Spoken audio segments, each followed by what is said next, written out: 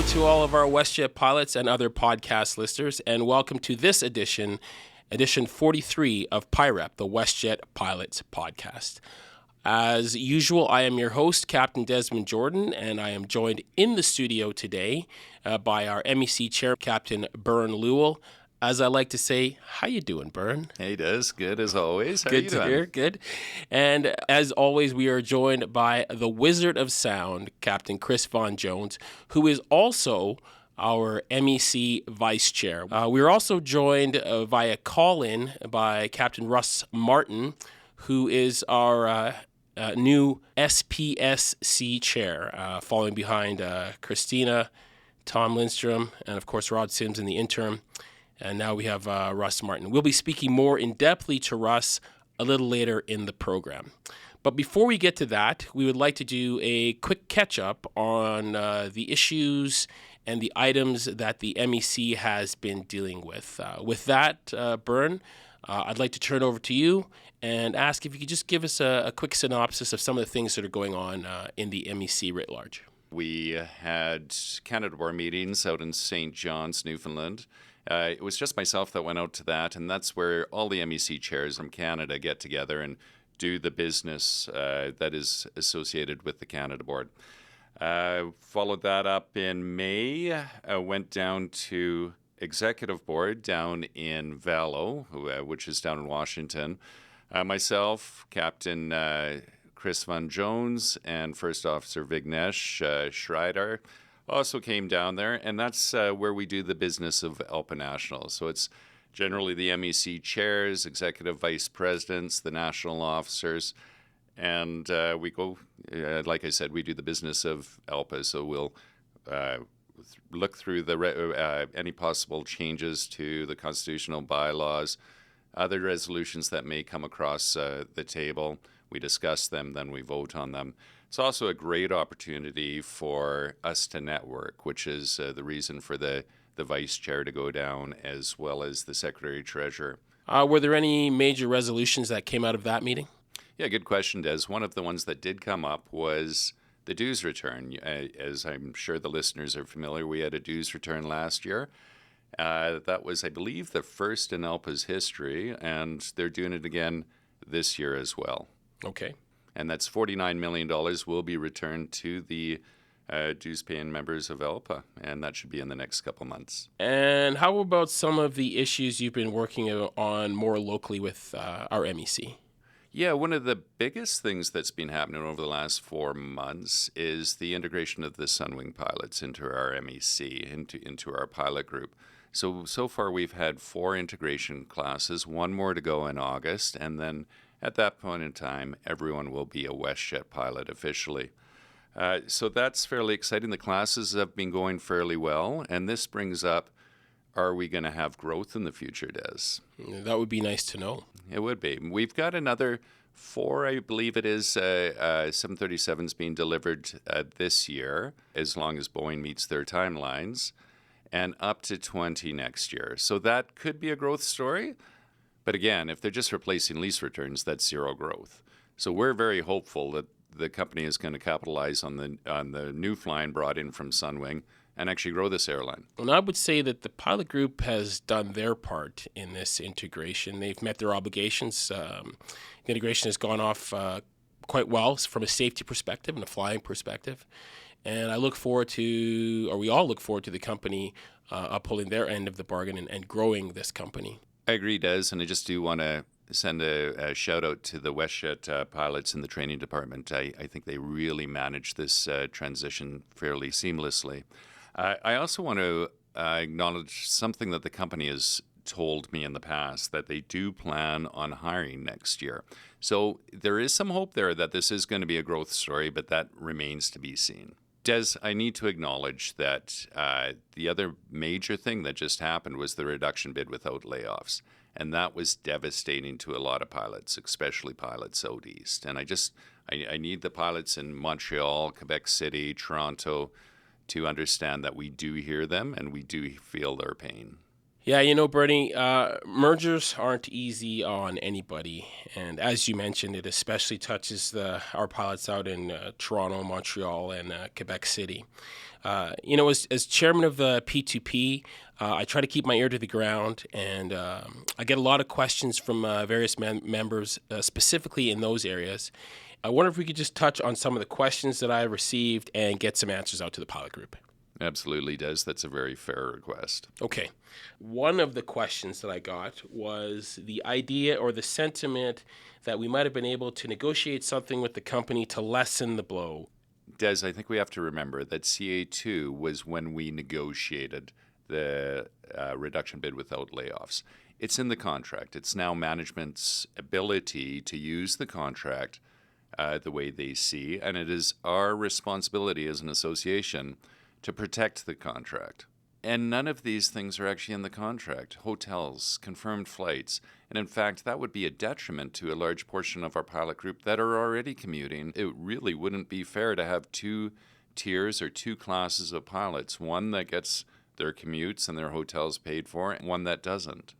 So if I'm understanding correctly, the reality is this wasn't a negotiation. This was an existing right within the contract. Another question that was asked by one of our members was, why was there no official mock bid put out by the company or the association? Yeah, first of all, I sympathize with whoever asked that question, because I do understand the reduction bid without layoffs is a huge change to everyone's lifestyle, and I understand that requirement or that request for information. The association, on our part, we don't have the data. The company holds the data. They hold the numbers.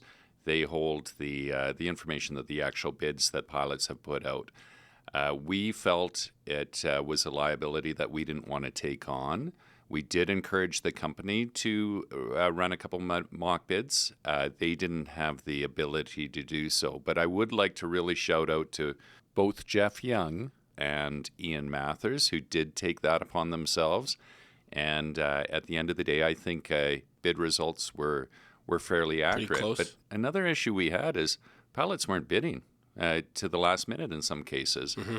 And, the pilots have to understand that even if it came from the association or the company, it's not guaranteed to be accurate unless all pilots have actually placed a bid.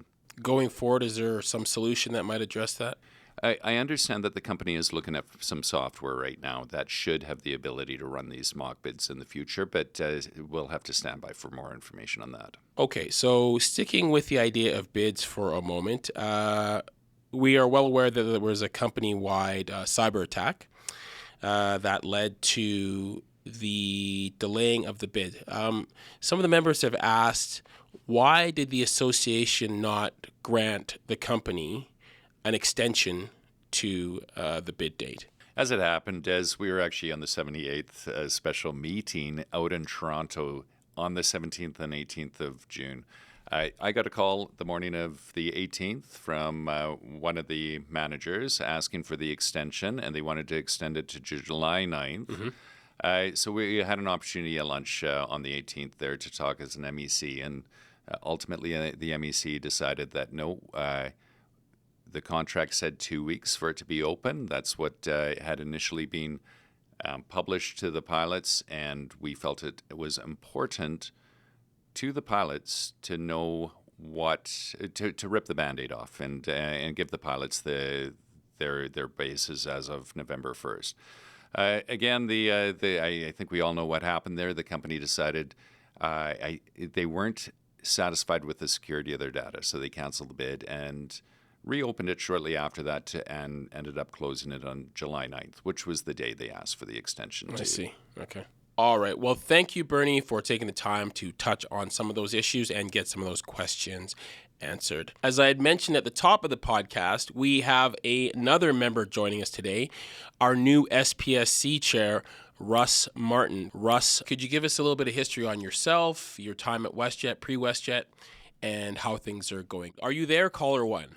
Yeah, I'm here, Des. Thanks for having me. I'm proud to be entering my 30th year in aviation. Been with WestJet now for going on 15 years. I was one of the original 100 that organized under ALPA to have ALPA on property, and I've been volunteering ever since. So Started out with Central Air Safety and Accident Investigation.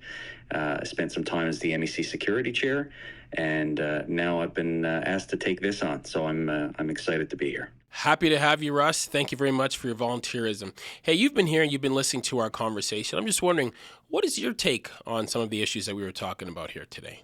I think everything kind of drives back to being an informed member, being an engaged member, and unification of our group, and not to be too quick to come to any conclusions. Because if there's anything we've learned through all of this, the landscape changes very quickly. What do you think that we could do as a group, or what sorts of things do you think that we can do as a group to further engage and drive unity? Because, the important thing to remember is that the opponent is not within, it's the opponent that's without.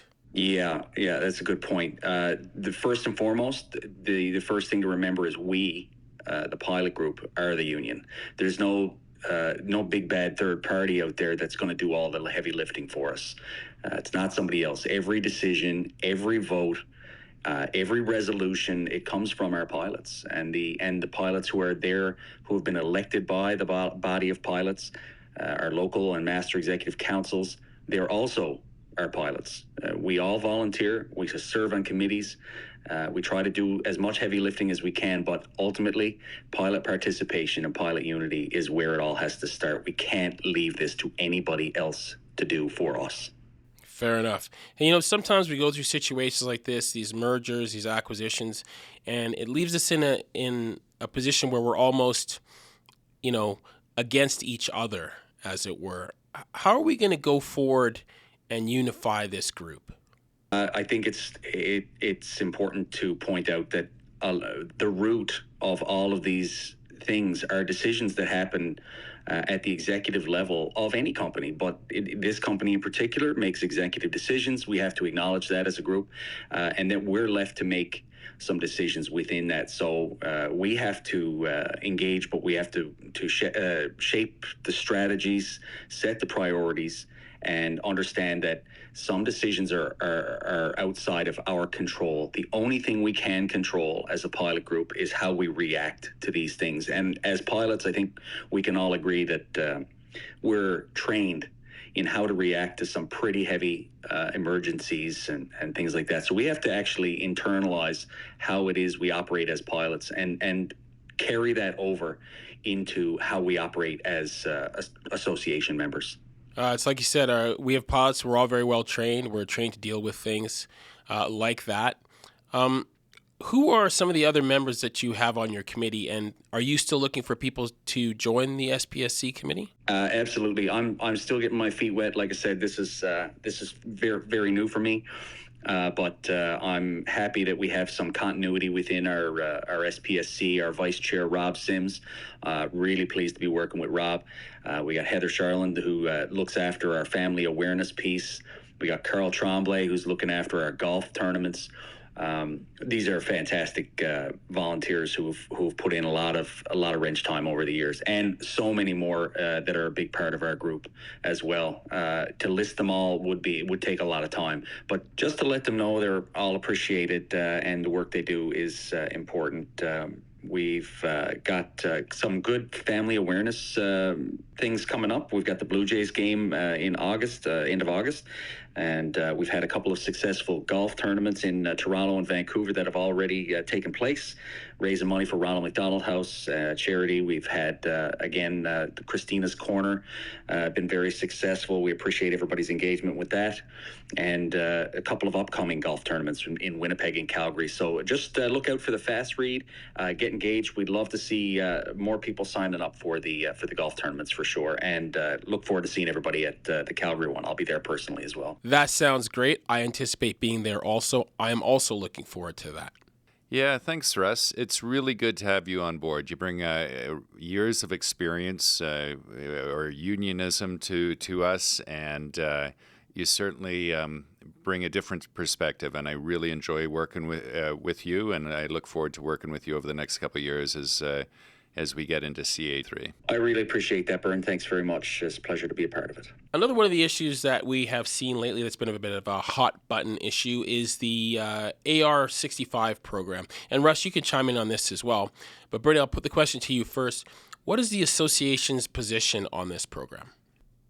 Yeah, Des, as you know, the company recently amended their policy for the AR65 folks, and to the point where, as of November 1st, they either are going to be terminated, they're going to resign, or they're going to be accommodated in a non-flying role. What those non-flying roles are, we aren't sure, but the association's position is that they have successfully managed this program for, I believe it's been 15 years. What has changed to make it now an unfair monetary burden on the company? So we'll be taking this to arbitration to get clarification on that and hopefully get the policy amended. At the end of the day, what I would rather the company have done was come to us and try to negotiate something for the people, for all of us, when we approach 65, that we can either take or continue work in one of the two. My concern with that is the arbitrary nature in which they just unilaterally decided the direction that they were going to go in. And I'm with you. I would have much preferred to see a collaborative effort to come up with a solution to this situation. I'm also with you in believing that over 65 pilots are still our members, and we should be looking out to protect them. Russ, what are your thoughts on this? I think it's corporate oversimplification. The decisions like this are being made at high level. They're executive decisions, but there's no regard, or seems like there's little regard for people who have given of themselves for the majority of their flying career. These are senior pilots. They're well-respected pilots. They deserve that respect, and I believe it needs to be addressed. In addition, Russ, we're losing a lot of very experienced pilots here in a very short period of time. And quite honestly, this is a human rights issue. This is ageism, and that's a protected category. I think what's really happening here is they're getting rid of predominantly the majority of these the AR pilots are captains or senior captains in the 12-year pay scale. If they get rid of those, they replace them with potentially cheaper captains, and ultimately those the FOs that upgraded, they will be replaced with cheaper first officers. So I think this is a cost thing really from the company's point of view, and that's unfortunate. My question to that would be, okay, well, today it's 65. What's to say that next year it's not 60 for similar reasons, cost savings? Yeah, no, this is something that has to be fought on a human rights ground, and we will. And ultimately, this could have all been done with more care and more dignity, more respect for our pilot group. Agreed. It would have been so much simpler if the company and the union could have just worked together to find a collaborative solution to the situation. Correct, yeah. So my assessment is we need to do a little bit of a reset here. We don't have to agree on everything, but we have to sharpen our focus here. We have to commit to some professionalism and discipline and unity amongst our pilots. We have to start speaking with one voice, and we need to be calm about this, not complacent. So sharpen up the focus. Let's direct our energies not inward towards ourselves, but let's start looking strategically forward together, because there is no future in just a chaotic approach. As pilots, we have to make strong decisions coming from a calm place with clarity and commitment. Well said, Russ. And we are very happy that you are the gentleman that's going to be leading that charge in the future. Thank you again for volunteering for that position. I'll always do my best. Something else that we've been hearing a lot about is this issue with sick calls and some of these wellness follow-up calls that our pilots are receiving. Bernie, can you say something about that, or do you have any information on that? Okay, wellness calls, Des. That brings up memories of last year when there was an extraordinary number of wellness calls or checkups on pilots that had used sick time throughout the summer months. And so we're anticipating the same this year. I need our pilots to know, number one, we're all professionals. You're going to use your sick time when you need to use your sick time. The company, though, is now looking at that sick time use a little more strictly or stringently than they used to. One of the things that they'll check is, are you using sick time on a long weekend? Are you losing sick time coming up to a vacation block? Are you using sick time between two vacation blocks? Now, you can be sick at any time in the month. It doesn't really matter if it's a long weekend or a vacation day. I'm just giving you guys the heads up that they're looking for that. The other thing I want you to be aware of is that they can track your iPad. They know where it is. And so if you're overseas and you have your iPad, they know where it is. They can also track your MyID travel usage. They get a report every month, I believe, that states where every individual, every employee went or utilized that privilege. Obviously, they can track your standby travel on WestJet. In addition, I want to warn our pilots that if you're calling into CrewSched and saying you're sick, you're going to be recorded the whole time, even if you're on hold. And we have had pilots disciplined for things that they have said while being recorded on hold. That's something I didn't know. Des, I don't know if you knew that, but We all know it now. We all know it now. In closing, please remain the consummate professionals that you are. Bernie, thank you for that. Russ, is there anything else that you would like to say in closing? Sure. CA3 is going to demand the best from every one of us. So if I had anything to say, I would say get involved. I would say speak up, learn the processes of our union, volunteer if you can, ask hard questions, hold your reps accountable, support them when they show up, and support and encourage each other every day when we show up to work. I love that saying, Bern, be the consummate professional. And for me, that's always meant, taking a bit of pride in your uniform, sharpening up the creases on your uniform, putting a bit of boot polish on when you go, and just tightening up our procedures on the flight deck. Let's be professional pilots. And that, sir, is why we are proud and happy to have you in the position of the SPSC chair. Much appreciated. So, Bernie, we're just coming to the end of it now. But before we wrap up, is there anything else you would like to say about upcoming events? Yeah, we've got a lot going on still at the MEC plan for the remainder of the year. August, we have our second regular meeting of the year. That one, we're going to do the officer elections. So the chair, vice chair, secretary, treasurer will be up for election at that point in time. If anyone is interested in putting their name forward, please contact your LEC reps. We'll also be doing strategic planning there with National, doing a comms plan, and dealing with some of the other business of the MEC. September, that brings the second Canada Board meeting of the year. That'll be in Toronto, and then right after that, we go down to Chicago for the Air Safety Forum. The Air Safety Forum is an event they put on once a year. They get all the safety professionals from around North America within ALPA together in one place at one time. It's a very interesting conference, and there's a lot of information shared back and forth.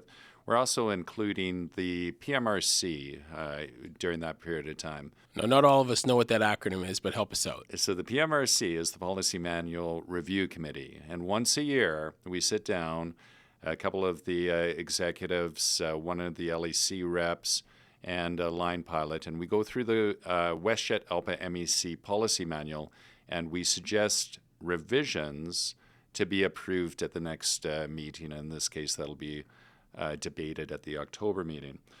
October and November, we've got numerous special meetings planned. Those are for the reps to get together with negotiations to, again, develop that plan for negotiating CA3. Early next year, we already have approval for 4 surveys. We plan on really surveying the pilot group, and we'll be starting that early next year, probably either February or March. We want to get the pulse of the pilot group. We want to know what they want for CA3, and that will help us develop the mandate for it. So I think it's going to be a busy fall, but it'll be interesting and be very fulfilling for the group, I think. Now, Bernie, you mentioned surveys. I understand there'll be multiple surveys coming out over the next few months. One of the ones that seems to be garnering a lot of interest is the, quote, seniority survey. What do you know about that, and what can you tell us about that? Yeah, it is. As you know, seniority has always been a hot topic around WestJet, and we've always surveyed on seniority, whether pilots want it or not. Recently, 3 resolutions were brought forward from the local councils. They were similar but slightly different. Requesting the MEC run a survey in August and then publish the results to the pilot group. This was debated at the MEC level and ultimately was passed in a slightly amended format, with the result being that there will be a survey coming out to the pilot group in early August, with the results coming out to the pilot either late August, early September. 2 questions will be based on do you support seniority bidding for monthly scheduling? The second one will be, do you support seniority for vacation bidding? As I said before, seniority is always a hot topic around WestJet. What I do need the pilots to understand is that whatever the results of this survey, this question will come up on further surveys next year. And it's just we need to keep a finger on the pulse of the WestJet pilot group. So I don't want pilots to think that there's a mandate one way or the other. We are listening to the pilot groups. The mandate will be based on survey data, subject matter expert input, and ultimately the representatives at the table. Let me be very clear, Des, the survey in August is non-binding. It is merely a data collection to find out where the pilots would like us to go on a go-forward basis. Is that it? That's all you guys are doing? Oh, there's one other thing. We have executive board in October as well, Des. You know what? It never ceases to amaze me how busy you guys actually are and the amount of work that you guys do as a collective. Maybe not all the pilots know that, but I think most of the pilots do know that. And I'll say it again on behalf of the pilots. Thank you guys so much for the work that you do. There's a lot of things that go on behind the scenes, and I think as a collective, we're very appreciative of the group that handles those things. Well, we're just coming to the end of our podcast now. So with that in mind, I'll wrap this up by thanking all of the participants today. Captain Bernie Lewall, Captain Chris Von Jones, the Wizard of Sounds, and of course, Captain Russ Martin, our SPSC chair. Gentlemen, thank you all for participating today. Thank you all for keeping our pilots informed. And so with that, I will say, remember, stay informed, read your communications, wear your lanyards, but most importantly, stay safe. Thank you again for joining us for this edition of PIREP, the WestJet Pilots podcast.